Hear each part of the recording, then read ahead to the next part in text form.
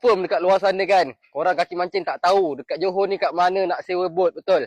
Korang kalau nak hasil macam ni, okey, hasil-hasil gempak macam ni, jom aku bawa korang kita mancing dekat kampung Sungai Melayu. Okey, ni dia. Korang tengok hasil-hasil padu ni. Kaki perang bot charter.